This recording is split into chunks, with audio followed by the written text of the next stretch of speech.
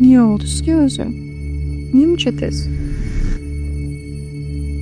Ben özüme tushunmayapman. Bul köygö menen kelgen erkekler azыр abdan көп. Көпчүлүк бул тууралуу айтпайт, себеби уялышат.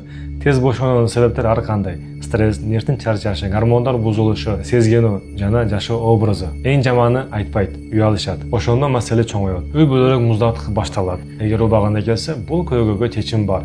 Ачык сүйлө, жардам суроо маанилүү. Ошондо эркектин ден соолугу да, үй бүлөлүк мамамили да оңолот. Bunday учурларда көпчүлүк врачка эмес аптекага барат. Аптекага барып ушунун дардын айтса, аптекачы дары берет. Ал дарылар времени болот, же болбосо жакшы дары эмес. Вакытынча жардам берем дары болот. Пациент ошол дарын ичкенден кийин бир жолу ичет пайда кылат. Кийин жолу ичсе пайда кылбайт. Анан дагы больной стресс түшүп калат. Дагы мен жашоом ошол жашоо өзгөрүп кетти. Таасир кылбайт, мен больной болуп кесел болуп калдым деп ойлонот. Ошондуктан бул пациенттерге суранабыз, туура аптекага эмес, биринчи врачка барыш керек.